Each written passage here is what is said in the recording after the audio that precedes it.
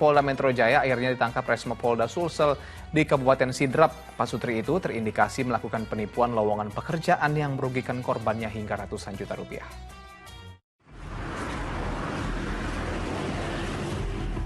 Arwanda dan Yusriani akhirnya diamankan petugas Gemako Resmo Polda Sulsel usai ditangkap di Kabupaten Sidrap, Sulawesi Selatan Kamis dini hari.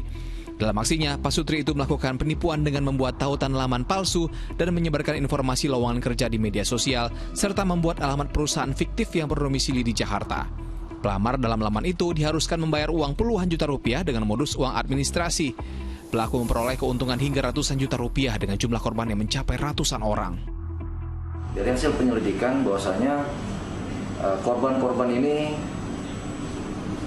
beberapanya telah melakukan pengiriman untuk tanda jadi sebagai atau untuk menjadi pegawai dalam perusahaan tersebut. Namun setelah mengirimkan dana tersebut, pegawai atau korban ini tidak kunjung dilakukan pemanggilan. Selain menangkap tersangka, polisi juga menyita sejumlah peralatan elektronik yang digunakan dalam beraksi. Kini kasusnya ditangani Polda Metro Jaya. Ahmad Subadri Arifki melaporkan dari Makassar, Sulawesi Selatan. Nauzubillah min zalik ya Ustaz, yang seharusnya pasangan saling mengingatkan baik buruknya perilaku, ini malah mereka berdua bersekongkol untuk kejahatan. Misalnya biasanya kan right to jannah, kalau ini let's go to hell gitu, saya jalan-jalan ke neraka bersama-sama namanya Ustaz gitu, nipu orang gitu. Nah kita doakan semoga mereka segera mempertanggungjawabkan apa yang telah diperbuatnya. Nah Ustaz, kita tahu bahwa Islam mengharamkan seluruh macam penipuan dan Muslim dituntut untuk berlaku jujur.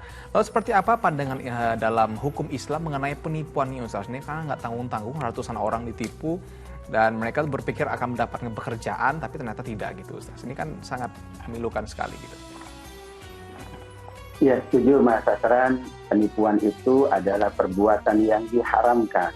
Karena diharamkan, maka siapapun akan menanggung akibatnya baik di dunia maupun nanti di akhirat, yaitu dalam bentuk dosa dan azab Allah Subhanahu wa taala.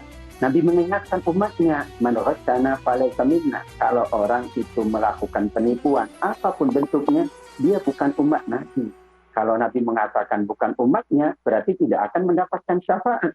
Padahal kita semuanya ingin mendapatkan syafaat dari baginda. Bagaimana mendapatkan syafaat? Hindari perilaku penipuan dalam berbagai jenisnya. Nabi juga mengingatkan bahwa orang menipu itu pada hakikatnya menipu diri sendiri. Karena pada awalnya mungkin dia berharap mendapatkan keuntungan, tapi ketika orang mengetahui bahwa itu adalah penipuan, justru dia akan dirugikan, bahkan akan mengalami kerugian. Karenanya kepercayaan, trust itu amat sangat penting dalam interaksi, apalagi interaksi yang bersifat ekonomi. Jika orang mendapatkan kebaikan dengan cara jujur, berdagang dengan cara mulia, disiapkan surga oleh Allah Subhanahu wa taala.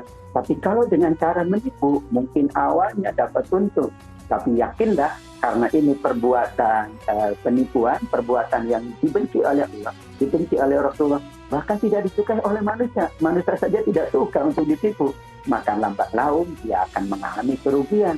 Hanya kadang-kadang berpikirnya, yang penting untung dulu.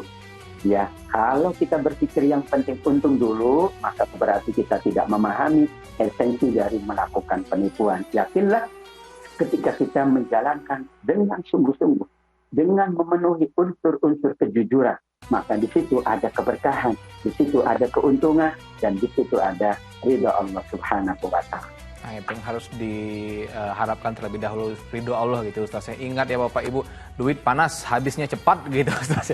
Mending punya uang banyak tapi halal pada punya uang dikit tapi haram. Ya. Ratusan juta tuh sedikit gitu Ustaz. Masih banyak uang yang bisa dapatkan dengan cara lebih halal. Nah Ustaz, saat ini memang banyak sekali penipuan yang memanfaatkan teknologi nih Ustaz, dengan pelaku yang entah di mana keberadaannya. Apalagi kadang-kadang menyusup grup-grup WA keluarga yang mungkin tidak begitu tahu dengan teknologi ataupun update gitu Ustaz, dimasukin ke sana akhirnya dikasih link, isi gitu Ustaz. Nah, lalu selain pastinya kita memproses jalur hukum, apakah ada doa yang harus kita panjatkan ketika menjadi korban penipuan Ustaz? Atau mungkin supaya kita terhindar dari penipuan ini Ustaz? Manusia beraktivitas umumnya adalah di luar rumahnya. Maka Nabi sudah mengatakan sebelum kalian keluar rumah, kalian bertawakal kepada Allah. Kenapa bertawakal kepada Allah? Bismillahirrahmanirrahim. Kalau orang berserah kepada Allah, Allah akan menjaga dirinya, keluarganya, dan hartanya. Maka juga Nabi mengingatkan setelah kita bersandar kepada Allah, ada doa perlindungan, yaitu dari 4 hal. Allahumma inni a'udzubika an udhalla au adillah. Aku berlindung untuk menyesatkan orang, menipu orang, atau aku ditipu orang. Azala au uzala, aku tergelincir atau menggelincirkan orang banyak. Kemudian azlama au uzlama, aku menzolimi orang atau aku yang terzolimi. Kemudian yang keempat adalah aku membodohi orang atau aku dibodohi orang. Kenapa itu yang diminta oleh Nabi kita tidak tahu. Dalam perjalanan itu kemungkinannya memang ada 2. Kadang kita terlanjur berbuat dosa atau kita diperlakukan dosa oleh orang lain. Maka yang kita harapkan ketika kita keluar rumah, berusaha menjalankan tugas di kantor atau berniaga, maka kita berharap kita tidak menipu orang, kita tidak ditipu. Kita tidak membodohi orang, kita pula tidak dibodohi orang. Di sini pentingnya dalam konteks sekarang ini memang kita dituntut untuk lebih hati-hati lagi, bahkan ekstra hati-hati. Di samping juga kata Nabi ketika keluar rumah maka perbanyaklah bertasbih memuji Allah hingga sepanjang perjalanan kalau terjadi yang tidak diinginkan dia tetap dalam naungan Allah. Namun insya Allah dengan pertolongan Allah kita terhindar dari penipuan atau kita malah melakukan penipuan. Maka itulah tuntunan Nabi untuk siapapun. Manakala dia memulai usahanya, memulai karirnya, dari dia mulai keluar dari rumah yang ia sangat cintai. Alhamdulillah, terima kasih Ustaz Atabik atas waktu dan tausiah yang diberikan untuk seluruh pemirsa Ajwa TV. Sehat selalu Ustaz. Assalamualaikum warahmatullahi wabarakatuh. Waalaikumsalam warahmatullahi wabarakatuh. Terima kasih Mas Asra. Terima kasih Ustaz.